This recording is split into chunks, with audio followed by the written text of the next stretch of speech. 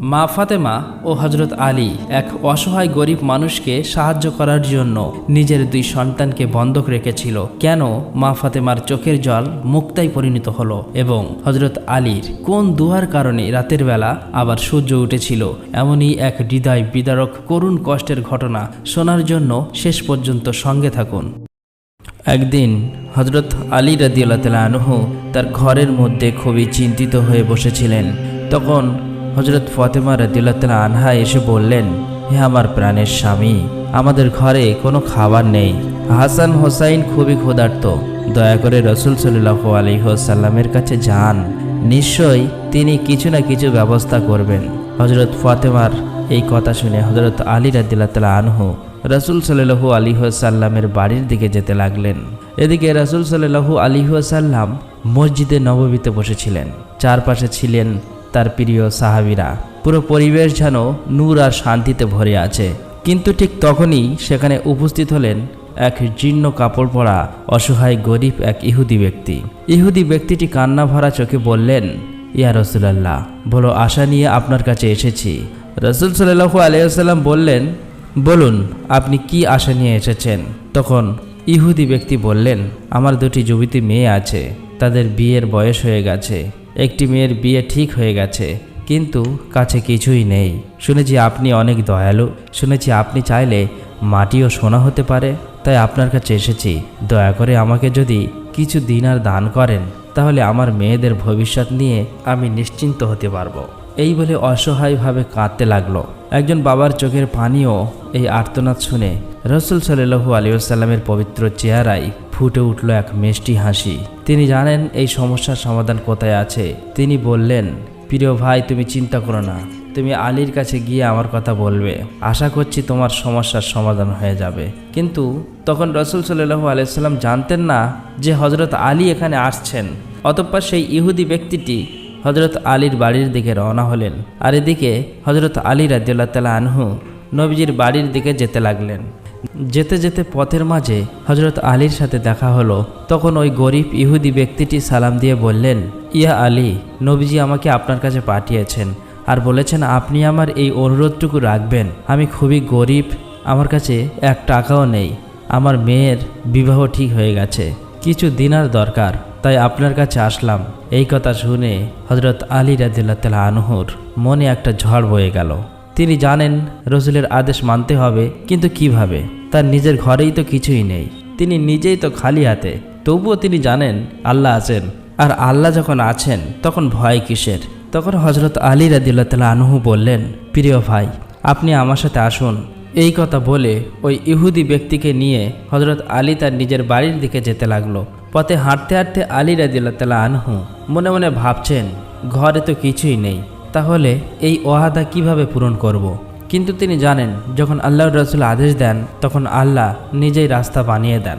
এসব ভাবতে ভাবতে কিছুক্ষণের মধ্যেই বাড়িতে ফিরে আসলেন এবং ইহুদি ব্যক্তিকে বাড়ির বাইরে রেখে হজরত আলী রাদিয়াল্লাহু তাআলা আনহু ফাতেমাকে ডেকে বললেন, হে ফাতেমা, রাসূল সাল্লাল্লাহু আলাইহি ওয়াসাল্লামের আদেশ দিয়েছেন এই যে ইহুদি অসহায় গরিব ব্যক্তিকে কিছু দিনার দিয়ে সাহায্য করতে হবে, কেননা তার মেয়ের বিবাহ হবে।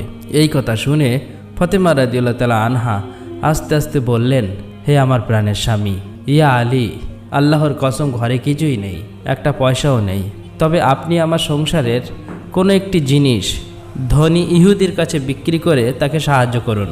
অতঃপর হজরত আলী রাদিয়াল্লাহু তাআলা আনহু তার ঘরের মধ্যে থেকে একটি থালা গুছিয়ে নিল এবং গরিব ব্যক্তিকে সঙ্গে নিয়ে ধনী ব্যবসায়ী ইহুদির বাড়ির দিকে রওনা হলেন। সেখানে গিয়ে হজরত আলী ধনী ব্যক্তিকে বললেন, প্রিয় ভাই, এই থালাটি বিক্রি করব বলে আপনার কাছে এসেছি, দয়া করে এটি আপনি কিনে নিন এবং তার বিনিময়ে কিছু দিনার দিন। তখন ধনী ব্যক্তিটি বলল, হে আলী, এর বিনিময়ে শুধুমাত্র একটি দিনার হবে, আপনি যদি দিতে চান তাহলে দিতে পারেন। এই কথা শুনে হজরত আলী হতবাক হয়ে গেল। তবুও তার দিনার দরকার, তাই বললেন, ভাই, আর কিছু দিনার দিন, না হলে আমি কিছুই করতে পারবো না। কিন্তু ধনী ইহুদি ব্যক্তি দিতে রাজি হলো না। তখন হজরত আলী রাদিয়াল্লাহু তাআলা আনহু বললেন, আচ্ছা ঠিক আছে, আপনি সেটাই দিন। তখন ওই ধনী ব্যক্তিটি দিনার আনতে ঘরের মধ্যে প্রবেশ করলেন। ওই সময় তার স্ত্রী এসে বললেন, আপনাকে আমি কতবার বলেছি যে দুজন কাজের লোক দরকার, একা একা সমস্ত কাজ করা সম্ভব হচ্ছে না। কিন্তু ধনী ইহুদি কিছু না বলে চুপচাপ একটি দিনার নিয়ে বাইরে গেলেন এবং হজরত আলীকে দিয়ে দিলেন। অতঃপর হজরত আলী রাদিয়াল্লাহু তাআলা আনহু গরিব ব্যক্তিকে একটি দিনার দিয়ে বললেন, আপনি এখানেই দাঁড়ান, আমি কিছুক্ষণের মধ্যেই আপনাকে সব ডিনার দিয়ে দিচ্ছি। এই কথা বলে আবারও বাড়ির দিকে যেতে লাগলেন, কেননা সে তো একটি মাত্র দিনার পেয়েছে, তার আরও দরকার, তাই সে কিভাবে জোগাড় করবে সেই চিন্তায় চিন্তিত হয়ে আছে। বাড়িতে এসে অসহায়ভাবে হজরত আলী রাদিয়াল্লাহু তাআলা আনহু মা ফাতেমাকে ডেকে বললেন, হে ফাতেমা, ওই ব্যক্তিকে একটি মাত্র দিনার দিতে পেরেছি, কিন্তু তার তো আরও দরকার, কিভাবে দেব? এই কথা শুনে ফাতেমা চুপ হয়ে গেল। তারা ক্ষুধার্ত, তাদের ঘরে খাবার নেই, তবু তারা ভাবছে অন্যের কথা, রাসূলের আদেশের কথা। কিছুক্ষণ চুপ থাকার পর তিনি এমন একটা সিদ্ধান্ত নিলেন যা শুনলে যে কোনো মানুষের বুক কেঁপে উঠবে। হজরত আলী রাদিয়াল্লাহু তাআলা আনহু বললেন, হে ফাতেমা, তুমি যদি অনুমতি দাও তাহলে। শুধুমাত্র এই কথা বলার পর হজরত আলীর চোখ জলে ভিজে গেল। তারপর চোখের জল মুছে নিয়ে বললেন, হে ফাতেমা, হজরত হাসান হোসেনকে নিয়ে যাচ্ছি শুধুমাত্র একদিনের জন্য। তারপর আমি যেভাবেই হোক তাদেরকে ছাড়িয়ে নিয়ে আসব। তাছাড়া আমাদের কাছে আর কোনো উপায় নেই, কেননা ইসলামের জন্য, আল্লাহর জন্য, আল্লাহ রসুলের জন্য আমাদের কিছু ত্যাগ করতেই হবে। এই কথা শুনে হজরত ফাতেমা রাদিয়াল্লাহু তাআলা আনহার গলা কাঁপছে, হৃদয় ধকফক করছে, কিন্তু তিনিও জানেন রসুলের হুকুম সবার আগে। তারপর অশ্রু ভেজা চোখে বললেন, হাসান হোসেন বাইরে খেলছে, ওদেরকে ডেকে আনুন। এই হলেন ফাতেমা রাদিয়াল্লাহু তাআলা আনহা, রসুলের কন্যা, ত্যাগের এক জীবন্ত মূর্তি, একজন মহিষী নারী। তারপর হজরত আলী রাদিয়াল্লাহু তাআলা আনহু মাথা নিচু করলেন, তার চোখ দিয়ে অশ্রু ঝরছে। তিনি বললেন, ফাতেমা, তুমি জানো তো আমি কোথায় যাচ্ছি, কার কাছে যাচ্ছি? হে ফাতেমা, তুমি চিন্তা করো না, আল্লাহ আছেন, তিনিই সব দেখছেন।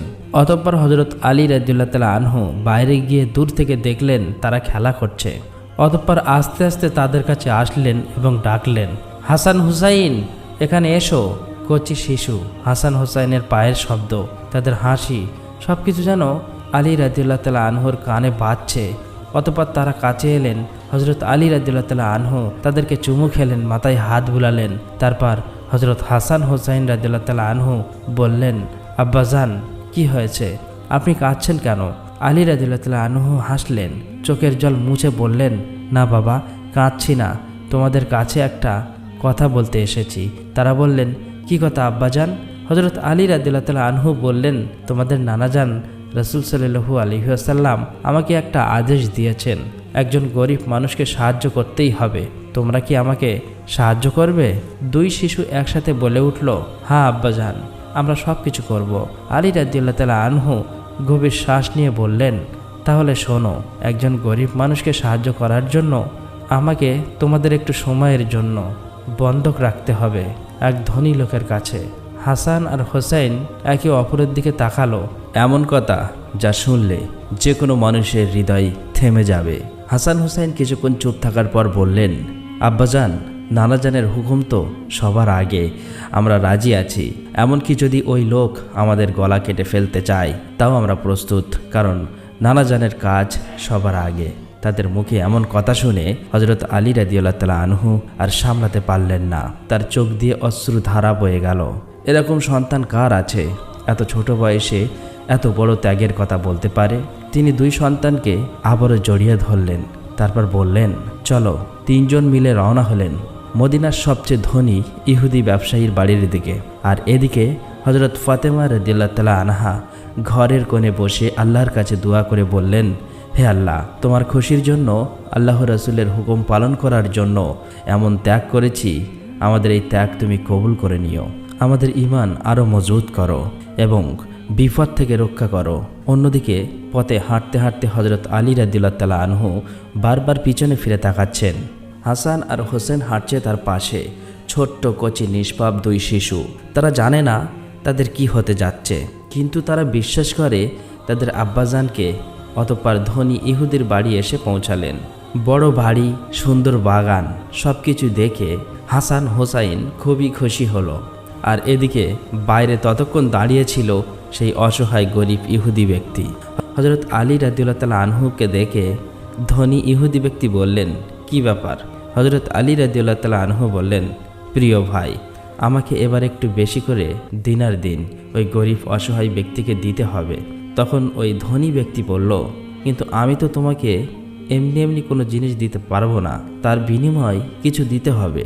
তখন হযরত আলী রাদিয়াল্লাহু তাআলা আনহু বললেন, আমার এই 2 কলিজার টুকরোকে আপনি কাছে রাখুন, আমি আগামীকাল আপনার সমস্ত দিনার দিয়ে তাদেরকে নিয়ে যাব। তারপর তার চোখ পড়ল হাসান ও হুসাইনের উপর। 2টো সুন্দর শিশু, শক্তিশালী, রসুলের নাতি। মনে মনে বলল, আমাদের 2জন কাজের লোক লাগবে, এদের দিয়ে সব কাজ করিয়ে নেব। সে মুচকি হেসে বলল, হ্যাঁ দেব, কিন্তু শোনো, আমার একটা শর্ত আছে। হযরত আলী রাদিয়াল্লাহু তাআলা আনহু বললেন, কি শর্ত? ধনী ইহুদি ব্যক্তিটি বললেন, আমি এই 2টো শিশুকে বন্ধক রাখব, তার বিনিময় অনেক দিনারও দেব, কিন্তু সেই দিনার তোমাকে ফেরত দিতে হবে কাল সন্ধ্যার আগে, অর্থাৎ সূর্য অস্ত যাওয়ার আগে আগে। আর যদি সূর্য ডুবে যাওয়ার আগে তুমি আসতে না পারো, তাহলে এই 2 শিশু আমার হয়ে যাবে, চিরকালের জন্য আমার দাস হয়ে থাকবে। এই কথা শুনে হযরত আলীর বুক ফেটে যেতে লাগলো। কিন্তু হযরত আলী রাদিয়াল্লাহু তাআলা আনহু জানেন আল্লাহ আছেন, তিনি মাথা নেড়ে রাজি হয়ে গেলেন। তারপর ধনী ব্যক্তিটি তাদের অনেক দিনার দিল। মনে মনে ভাবল, এই গরিব মানুষ সূর্য অস্তের আগে 200 দিনার কোথায় পাবে? কাল সন্ধ্যায় রসুলের নাতিরা আমার দাস হয়ে যাবে। কিন্তু হযরত আলী রাদিয়াল্লাহু তাআলা আনহু হাসান হোসাইনকে পাশে ডেকে নিয়ে বললেন, তোমরা এখানে থাকবে, তোমার আব্বাজান তোমাদের নিতে আসবে, কাল সূর্য ডোবার আগেই আসবে। তোমরা কি বিশ্বাস করো? হাসান আর হোসাইন দুজনাই মাথা নাড়ল, হ্যাঁ আব্বাজান, আমরা বিশ্বাস করি। তারপর তাদের কপালে চুমু দিলেন, মাথায় হাত বুলালেন এবং হযরত আলী রাদিয়াল্লাহু তাআলা আনহু ওই 200 দিনার গরিব অসহায় ব্যক্তিকে দিয়ে দিলেন। তখন গরিব ব্যক্তিটি কাঁদতে লাগলো আর বলল, আল্লাহ আপনার মঙ্গল করুক। এই কথা বলে চলে গেল। আর হযরত আলী রাদিয়াল্লাহু তাআলা আনহু একা একা চোখ ভরা অশ্রু নিয়ে চিন্তা করতে করতে বাড়ির দিকে আসতে লাগলেন। হৃদয়ের ব্যথা, ভারাক্রান্ত মনও চোখে অশ্রু নিয়ে ঘরে ফিরলে কিন্তু হযরত ফাতেমা রাদিয়াল্লাহু তাআলা আনহাকে কিছু বললেন না, চুপচাপ শুয়ে পড়লেন। এদিকে এক সাহাবী এই খবর রাসূল সাল্লাল্লাহু আলাইহি ওয়াসাল্লামের কাছে পৌঁছে দিলেন। সেখানে থাকা সমস্ত সাহাবী এবং স্বয়ং নবীজি এই ঘটনার কথা শুনে অবাক হলেন, যেন প্রত্যেকের চোখে জল চলে এলো। তখন রাসূল সাল্লাল্লাহু আলাইহি ওয়াসাল্লাম 2টি হাত তুলে আল্লাহর দরবারে দোয়া করে বললেন, আমার যে খুবই কষ্ট হচ্ছে, আমার কলিজার টুকরো হাসান হোসাইনকে তুমি রক্ষা করো, তাদেরকে আবার আমাদের মাঝে ফিরিয়ে দাও, আমার এই দোয়া তুমি কবুল করে নাও। অতঃপর হযরত আলী শুয়ে আছে, কিন্তু ঘুম আসছে না। মনে পড়ছে হাসান ও হুসাইনের মুখ, তাদের হাসি, তাদের কথা, সব কিছু মনে পড়ছে আর তার হৃদয় ফেটে যাচ্ছে। কিন্তু হযরত আলী রাদিয়াল্লাহু তাআলা আনহু চিন্তা করছে ইহুদির এই দেনা কিভাবে মেটাবে। অন্যদিকে ঘরের এক কোণে বসে আছেন হযরত ফাতেমা রাদিয়াল্লাহু তাআলা আনহা। তিনি স্থির নীরব, কিন্তু তার হৃদয়ে ঝড় বইছে। তার মনে পড়ছে হাসানকে প্রথম কোলে নেওয়ার দিন, হোসাইনের প্রথম হাসি, তাদের প্রথম কথা। একজন মা কখনোই ভুলতে পারবে না তার সন্তানদের প্রতিটি মুহূর্ত, প্রতিটি স্মৃতি। ফাতেমা রাদিয়াল্লাহু তাআলা আনহার বুক ফেটে যাচ্ছে। তিনি সিজদায় পড়ে গেলেন এবং চোখের জল ছেড়ে দিয়ে দোয়া করতে লাগলেন। সেদিনে দুয়ায় আসমান কেঁপে উঠেছিল, তার চোখের জল যেন পৃথিবীর সাক্ষী হয়েছিল। তিনি দোয়া করে বললেন, ইয়া আল্লাহ, তুমি তো জানো আমার অবস্থা, আমার সন্তানদের হেফাজত করো, তারা তোমার রাসূলের নাতি, তাদের রক্ষা করো। এই দোয়া করতে করতে তার চোখের জল মাটিতে পড়ল। আর ঠিক সেই মুহূর্তেই ঘটে গেল এক অলৌকিক। কিছুক্ষণ পর হযরত ফাতেমা রাদিয়াল্লাহু তাআলা আনহা চোখ খুলে দেখলেন চোখের সেই অশ্রুগুলো মুক্ত হয়ে গেছে, ঝলমলে সাদা, অসম্ভব সুন্দর মুক্ত। কারণ এই অশ্রু পবিত্র, এই অশ্রু ত্যাগের, এই অশ্রু ইমামের। তিনি অবাক হলেন, আর দেরি করলেন না, সঙ্গে সঙ্গে ছুটে গেলেন হযরত আলী রাদিয়াল্লাহু তাআলা আনহুর কাছে এবং খুবই আনন্দের সুরে বলল, হে আমার প্রাণের স্বামী, দেখুন দেখুন, আল্লাহ রাব্বুল আলামিন আমাদের জন্য রহমতের দরজা খুলে দিয়েছে। এই দেখুন, চোখের জল মুক্ত হয়ে গেছে। এটা শোনা মাত্রই হযরত আলী লাফিয়ে উঠলেন এবং কাছে এসে দেখলেন, সত্যিই তো এ তো কোনো সাধারণ জিনিস নয়, মুক্তা পাথর, যার মূল্য অনেক। এত সুন্দর মুক্ত তিনি কখনোই দেখেননি, এত স্বচ্ছ, এত জ্যোতিষ্ময়। হযরত ফাতেমা বললেন, আপনি আর দেরি করবেন না, তাড়াতাড়ি যান, এগুলো বাজারে গিয়ে বিক্রি করে আমার কলিজার টুকরা হাসান হুসাইনকে নিয়ে আনুন। অতঃপর পরের দিন সকাল হতেই তিনি দ্রুত বেরিয়ে গেলেন মদিনার বাজারের দিকে। উদ্দেশ্য একটাই, সূর্য ডোবার আগে ধনী ইহুদির ডিনার ফেরত দিতে হবে। বাজারে পৌঁছেই হযরত আলী রাদিয়াল্লাহু তাআলা আনহু এক দোকানদারকে এই পাথর দেখালো, কিন্তু সে এটা চিনতে পারল না। তাই বলল, হে আলী, এই পাথর আমি নিতে পারবো না, কেননা এমন পাথর আমি জীবনে চোখে দেখিনি, হয়তোবা নিলে কোথাও বিক্রি করতে পারবো না, আমাকে মাফ করো, তুমি অন্য দোকানে গিয়ে এটা দেখাতে পারো। হযরত আলী রাদিয়াল্লাহু তাআলা আনহু এটা শুনে খুবই হতাশ হলেন। একের পর এক দোকানে পাথরটি বিক্রি করার জন্য নিয়ে গেল, কিন্তু কেউ নিতে রাজি হলো না, কেননা তারা আসলেই জানতো না এই পাথরটি কত মূল্যবান, তারা এই পাথরটি চিনত না।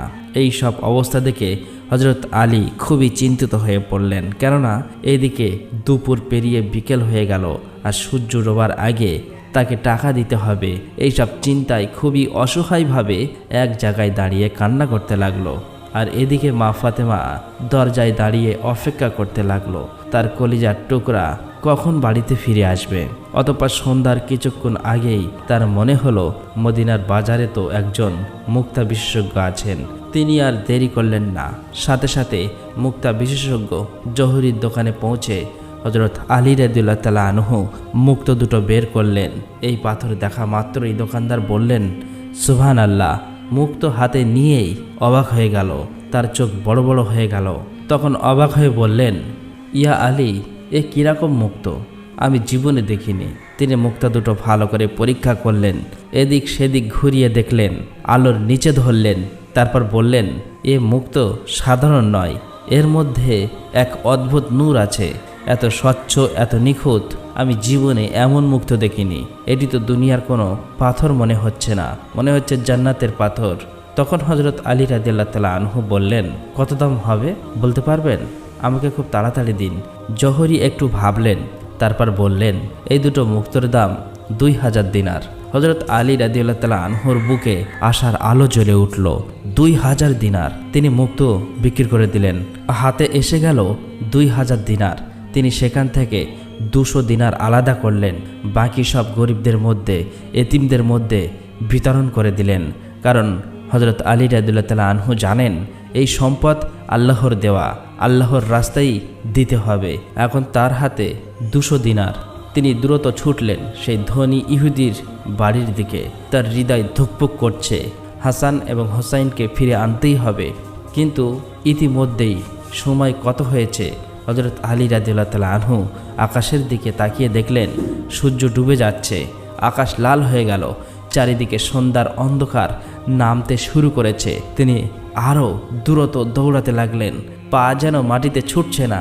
তারপর শুধু একটাই চিন্তা, সময় মতো পৌঁছাতেই হবে, সূর্য অস্তের আগে পৌঁছাতেই হবে। অতঃপর বাড়ির কাছে এসে পৌঁছালেন, দেখলেন ধনী ইহুদি ব্যক্তি বাইরে দাঁড়িয়ে আছে, চারপাশে অনেক মানুষ জড়ো হয়েছে, সবাই দেখছে। কি হয় দেখি, ধনী ইহুদি ব্যক্তি চিৎকার করে বলছে, দেখো সূর্য ডুবে গেছে, আলী আসবে না, তার সময় শেষ, রাসূলের নাতিরা এখন আমার দাস। তার চোখে এক নিষ্ঠুর আনন্দ, তার মুখে হাসি। কিন্তু ঠিক তখনই হযরত আলী রাদিয়াল্লাহু তাআলা আনহু এসে হাজির হলেন এবং চিৎকার করে বললেন, আমি এসেছি।